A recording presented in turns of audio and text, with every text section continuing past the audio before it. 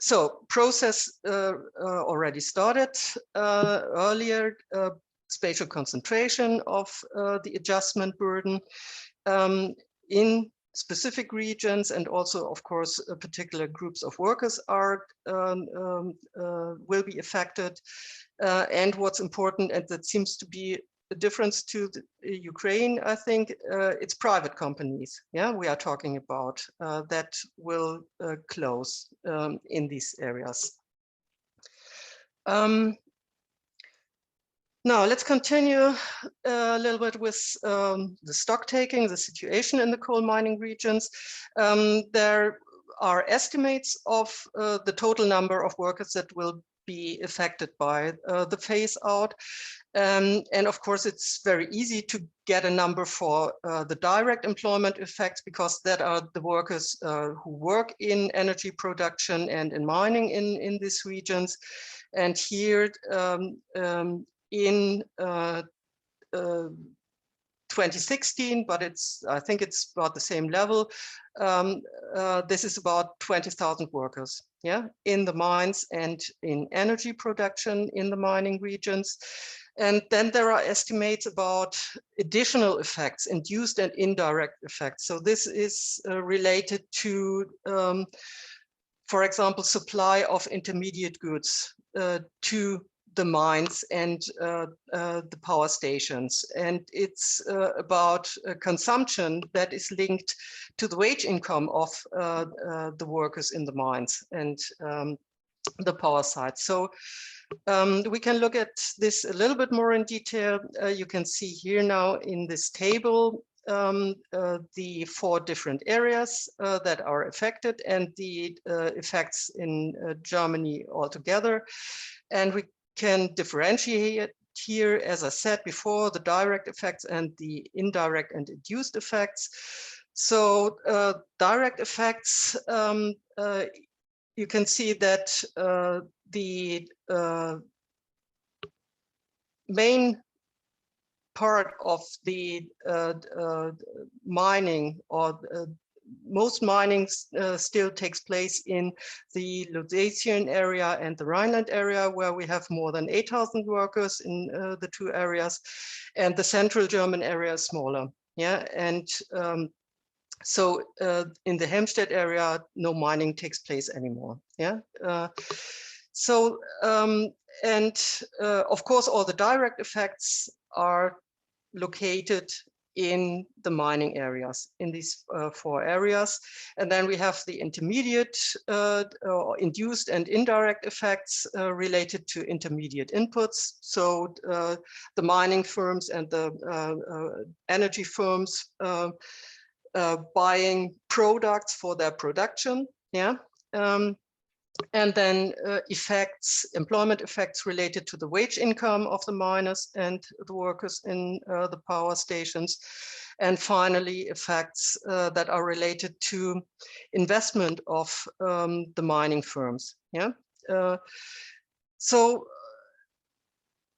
a lot of effects of these effects are also linked to the mining areas. But of course, there will also be employment be affected outside these mining areas in the rest of Germany. Yeah, you can see this by comparing the effects that were estimated for the mining areas here with the total effects down here. So in contrast to the direct effects here, we have also indirect effects in the rest of Germany. It's not concentrated in the mining areas.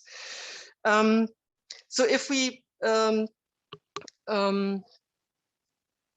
sum up all these effects all together, we will have, it was estimated that about 55,000 jobs will be affected by the phase out in Germany. Yeah, and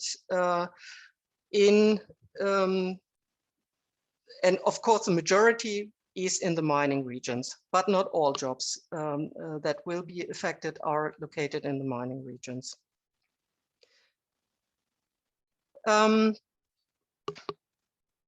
So regarding the importance of the mining and the energy sector in the mining regions, the employment share of these industries varies between 0.3% and 2%.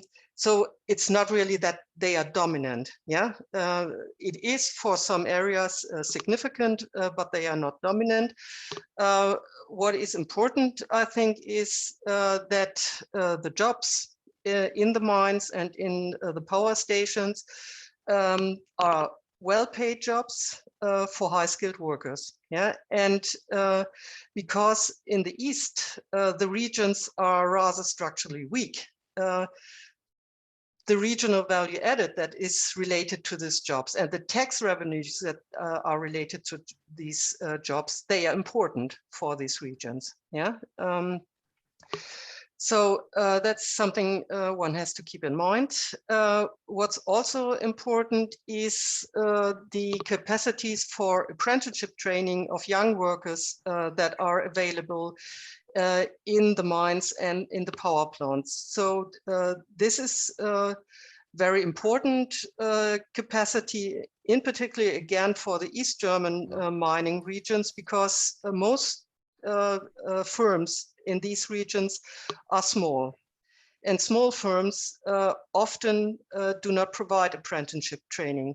So these capacities are also very important for the training of young workers in these regions. Yeah. Then, of course, what we observe in all these mining regions is that they are specialized on mining and also on energy production. And what is related to this is that there is also a co-location of energy intensive industries, because there is a lot of energy production, and because of that, these locations have been attractive for these energy intensive industries. Yeah, and of course, when energy prices will go up due to the phase out, they will also be affected. Yeah.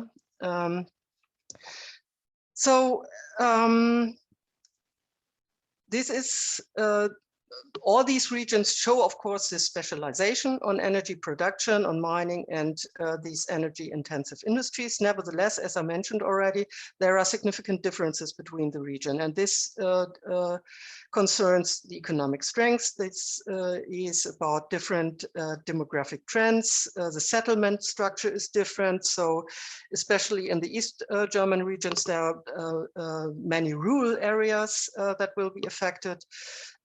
There are differences in R&D activity and innovation, and also in the participation of support programs that already exist. Yeah, so this is about the absorptive capacity of these regions, and I will return to this point later. And I think that's what I wanted to say in the first part of this webinar, and we could now switch to the discussion. Yeah, okay. At the regional and at the individual level. And before I start talking about policies in more detail, I'd like to give you an overview, and first of the budget that is available. Yeah. There is a kind of immediate action program for very early projects in the region. The funding will be available until, or this ends this year, this first project. And in this project, there is an amount of 1.5 billion euros available for projects in these three regions, yeah, that I described before.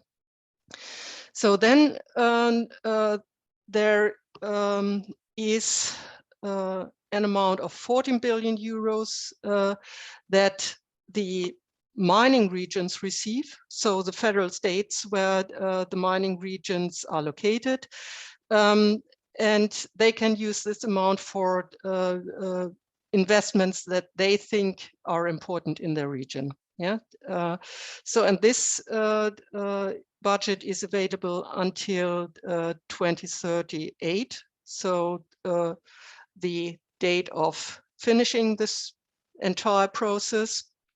And the share that the 3 different regions receive depends on their economic strengths and also on the adjustment burden. So we talked about the differences, yeah, that the adjustment burden is higher in the Lusatian area and in the Rhineland area, because there are still many workers employed in the mines and in the power stations. And it also depends on the economic strength. And here again, the Lusatian area is rather economically weak. So, and because of that high adjustment burden and rather weak region, this area receives here the highest share of more than 40% of these 40 billion euros. Yeah, and this is followed by the Rhineland area, and the central German area will receive 20% of this budget. In addition, the federal government will provide additional 26 billion euros for additional support. So on top of these 14 billion euros for the regions that the regions will receive. So this will be support by the federal government, and the plan is to use this money for investments in infrastructure, traffic infrastructure in particular. There will also be a relocation or location of different federal institutions, research institutes, public authorities to the regions. And it's also the idea to expand the existing support programs in the affected regions. There is already regional policy going on in these regions, yeah, in the East German regions. They already benefit from policies, but this is supposed to be in addition to what is already happening there. Yeah. Then there is another aspect that is the older workers that will lose their jobs in the mines and in the power stations. And for them, there is a budget for an adjustment allowance that I will explain in more detail in a minute. And that's up to 5 billion euros until from 2020 to 2048. Yeah, in this period, this amount is available for an adjustment allowance. And finally, also the mining and energy firms will receive a compensation. As I explained, there has to be an agreement between the government and these firms that they close. And for this early closure, they will get a compensation of more than 4 billion euros. And this money is also supposed to be invested in the land recultivation, yeah, that is necessary in these areas. Now, generous budget, I would say, yeah, it's really a lot of money that is available for the structural change in these areas. And this additionality, yeah, and that is, it is argued that because the phase out is a political decision in Germany, and that this decision will accelerate the structural change in the mining regions, this has to be on top of what is already available for the regions, yeah, additionality. And however, what we do in Germany is to use primarily support programs that already exist. Yeah, and this refers to social policy and labor market policy, and also to regional policy. So the majority of measures is already available before the phase out started.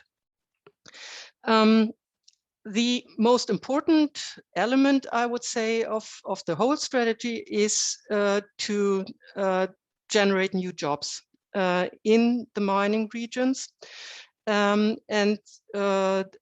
This is supposed to work via investments of private firms and also investment of municipalities.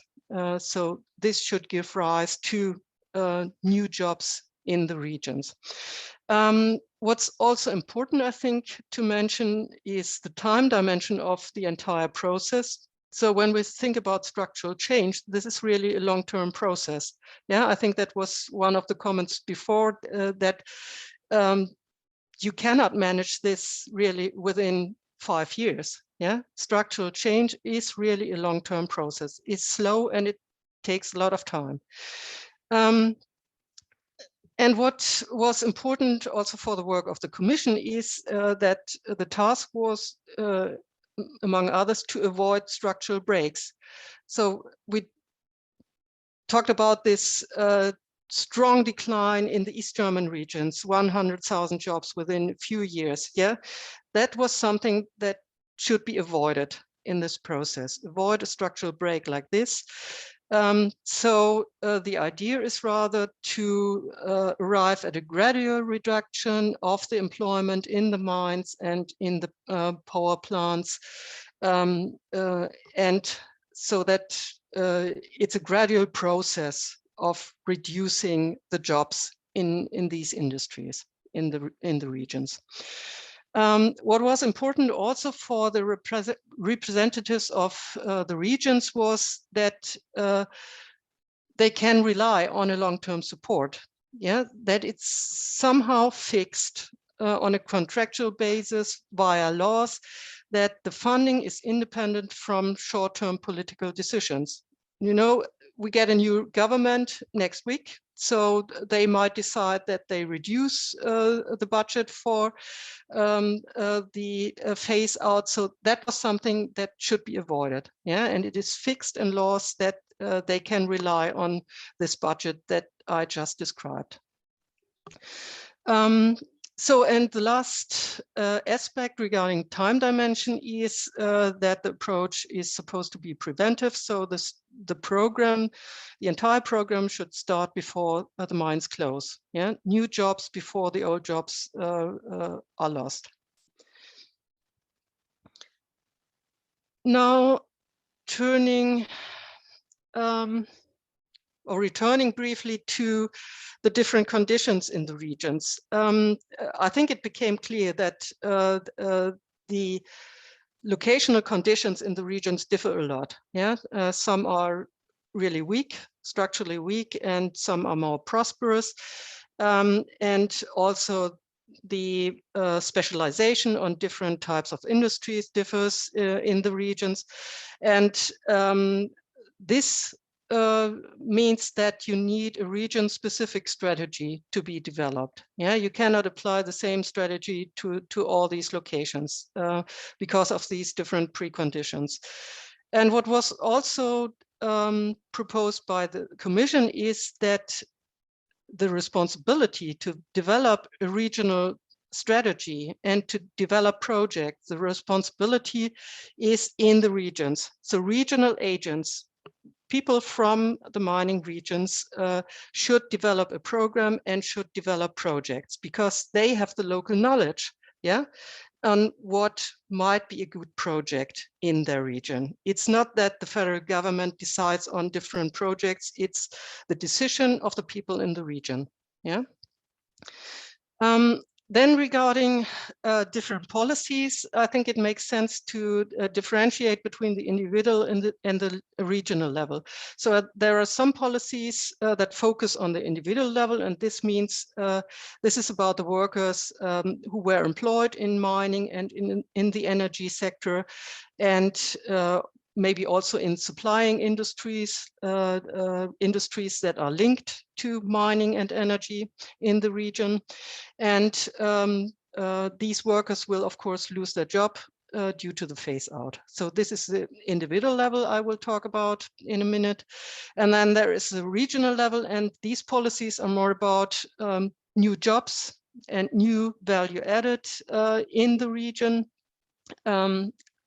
It's also about these training positions, the apprenticeship training that I mentioned, the facilities for this apprenticeship training in the regions, and in general to support structural change in the mining areas. Yeah. So this is a lot about labor market policies and structural policy, regional policy, but the entire program is not restricted to economic or social policy. What is also possible to support projects that aim at the civil society in the mining region in order to increase social cohesion and acceptance of the structural change in these areas. Because this phase-out process is a rather controversial issue, especially in the East German regions that experienced this structural break in the early 1990s. Yeah, because of that, it was very controversial there. And because of that, in order to also increase social cohesion in these regions, there are also other projects possible. Yeah, it's not only labor market policy and regional policy that will be supported. Now, very important was to, for the work of the Commission, was to propose something that, makes it possible to organize this phase out socially acceptable. This is about the workers losing their jobs. And here we are talking about the policies that focus on the individual level, on these workers. So what has been decided here is to follow an approach that was already applied for the phase out of hard coal mining in West Germany. And now when we talk about social policy and labor market policies, the institution in Germany that has the main responsibility, there are also other institutions that are responsible for labor market policy, but the main institution is the Federal Employment Agency. So what they provide is measures of active and passive labor market policy, and there are various instruments available in Germany. Now, what's important is that regarding labor market policy, there are no new instruments that have been developed for this phase out. Yeah. So primarily, everything will be organized using the existing instruments.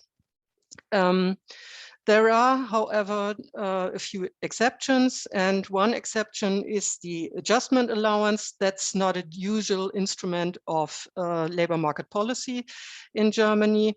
And a second approach that we called internal placement that I will explain in a minute. There is another specific aspect that I'd like to mention, and that is that the regional offices of the Federal Employment Agency, so we have offices in all the regions all over Germany, that the regional offices of the Federal Employment Agency established an early contact with the mining and the power firms in the mining regions, yeah, in the affected regions.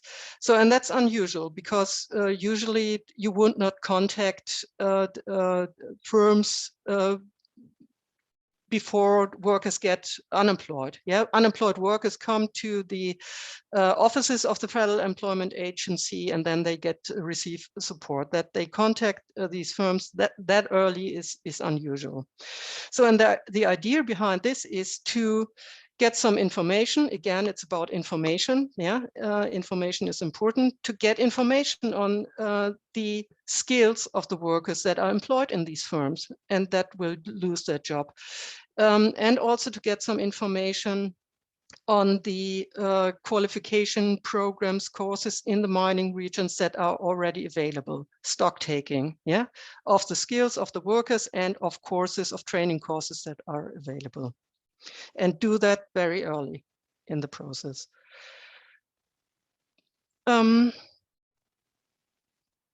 Now, talking about the measures for the workers a little bit more in detail.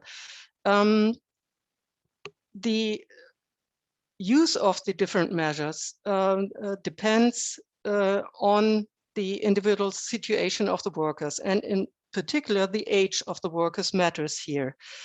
So for older workers, workers that are aged 58 or older, there are some measures available that are not available for the younger workers. Yeah, and that's in particular early retirement, or to build a bridge to early retirement via this adjustment allowance that I already mentioned. So this means these older workers are eligible to receive compensation for wage losses or for pension losses. Yeah, because when they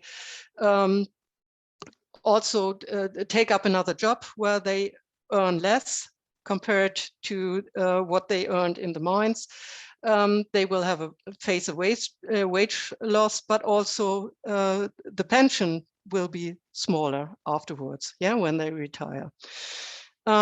So the idea is a problem that might be specific for the German case, and especially the East German case. I don't know about the situation in the Ukraine. The idea is to generate new jobs in these regions, but at the same time, what we see in Germany is demographic change and a decline of the local workforce in these regions. So a problem might actually be that qualified workers are not available for these new jobs. Yeah, and here I think again, the Federal Employment Agency and regional labor market policy becomes very important, because of when we combine regional policy measures, yeah, generating new jobs in the regions, with measures of active labor market policy, training, yeah, or recruitment services. Labor market policy might help to make qualified workers available in the regions. So I think there is a need to better combine different policies, yeah, and in particular regional policy and active labor market policy.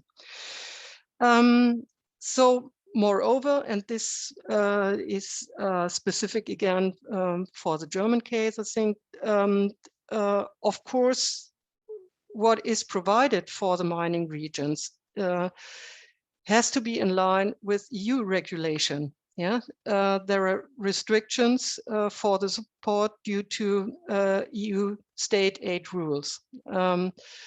So here it might be a conflict, yeah, to check whether all what is proposed, all the projects are in line with EU rules.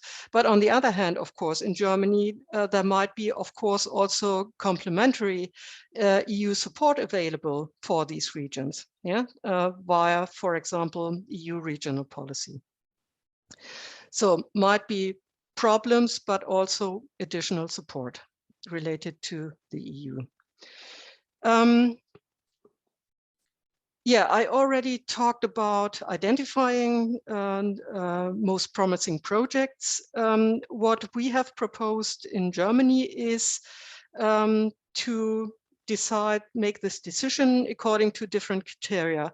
So what the regions have to explain is the contribution of different projects to structural change in the regions, where the project makes an important contribution to structural change. And they have also to explain what they expect regarding employment effects or effects on regional value added from this project. Yeah, so and based on this, the decision will be made whether a project receives funding because it's a project that is really important for structural change in the mining regions. Yeah. What is also implemented in the German case is a continuous monitoring process of the implementation of the regional strategies. And there will also be an evaluation of the programs of the regions. So in this, because this will be continuous, this will also allow to readjust the entire program if that's necessary, because, you know, we talked about this long-term process, and it might be that the priorities of the regions change, or that there are new options that they want to take into account, or new needs. And therefore, I think it is important to do this monitoring, this continuous evaluation, in order to adjust the regional strategy if there are changes like the ones I just mentioned. Yeah, new options, new priorities of the regions that call for an adjustment. So what is planned now is to do a comprehensive review of the implementation and of the first effects. The first one will be in 2023, then a second one in 2026, and a third one in 2029. So I don't know whether this will change because the new government tries to increase the speed of the process. So, but that was the plan of the Commission, to do the review process in these years. And this will be comprehensive because it will be about reaching the climate targets. It will be about the development of energy prices. It will be about energy supply, security of energy supply, but of course also about structural change in the regions, yeah, and generation of new jobs, whether that was successful so far. What is proposed by the Commission is also a scientific supervision of the structural change in the regions by establishing a corresponding research institute in one of these regions. I'm not sure whether this will be implemented. That was a proposal of the Commission, yeah, but it's not clear whether one of the regions will receive such a research institute that does this job. Okay, that's what I wanted to tell you regarding challenges and implementation. And I'm looking forward to the last round of discussion and comments. Дякуємо вам дуже, пані Аннекатрин. Thank you, Ms. Annekatrin, for your experience that you've presented. Truly, for us, this is a big issue and a big question that you mentioned. So, access to money. Last time when we actually were told of the Polish experience, the colleague told as well that one of the biggest stimuli for Poland in just transition was actually the EU policy. That was a big push. For us so far,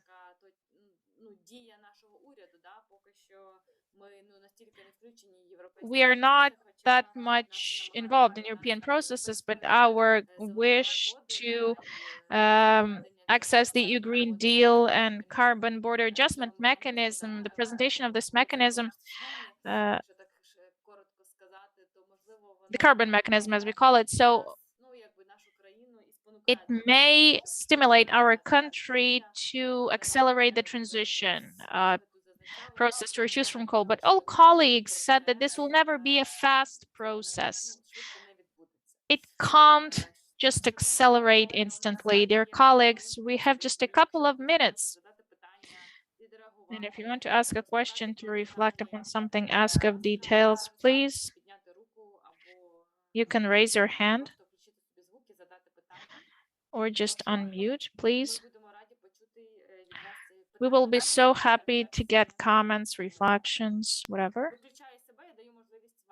Please.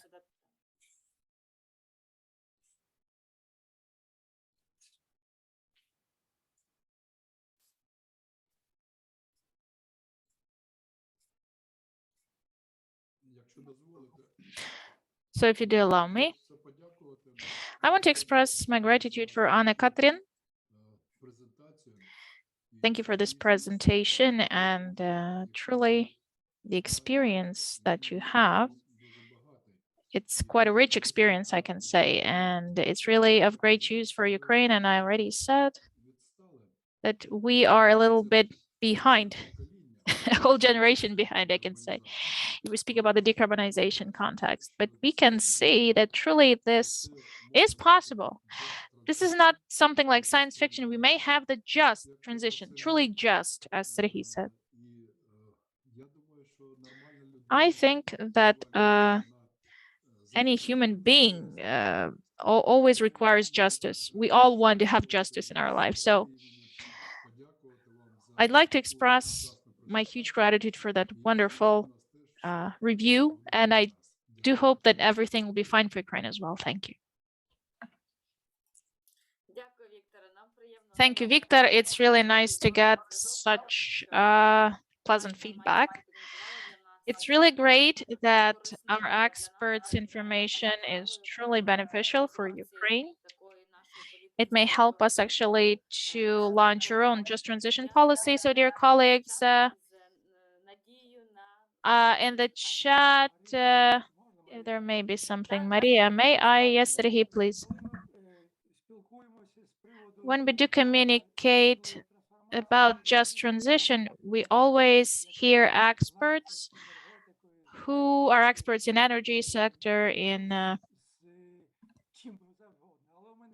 they're experts in anything, but we never involve representatives of trade unions, German trade unions, who actually signed very good agreements with German government, representatives of Polish trade unions, who also had very thorough work and together with the government to conclude the agreement, because we tell about this, but we don't see these agreements. Maybe if we ever have such an occasion, maybe someone from the trade unions would tell us how were they involved in this activity. It's very important for us. If Friedrich Ebert Foundation is about to plan something, please involve trade unions representatives. Thank you. Annekatrin, maybe you can respond if you know, maybe on cooperation with trade unions, they were definitely involved, but how, maybe you can tell us? I already mentioned that. I think that it is really important to that all groups are participating in this process and in the decision making. And trade unions were involved in the work of the Commission. So there were 3 members of German trade unions who worked in the Commission, who were members, voting members of the Commission. And so we benefited from their knowledge on labor market issues in the Commission work. And I think that the trade unions are also in Germany very much involved when it comes to implementation of this. Yeah, because in the report of the Commission, it says, well, there should be an adjustment allowance for the older workers. The detailed implementation of this is also organized by the trade unions, yeah, in cooperation with the federal government. So the trade unions really have an important role in this entire process. And I think it's a good idea to also discuss this with participants from the trade unions. And I can, of course, give you some information on who might be a trade union member that can be really helpful, yeah, who also participated in the work of the Commission and of the Coal Commission. So maybe that is something, an information that I can provide. And you will organize maybe another webinar with someone from a trade union. Так, дякую, Аннекатрин. Про це вже будемо говорити. Thank you, Annekatrin. This will be the topic of another discussion. We will talk to our partners. What else can we do in the framework of such training events and get some more of German experience, actually. So, colleagues, the last opportunity to ask something because we are out of time, because we're about to close the event. If not, we're about to say goodbye. The chat is empty. And anything?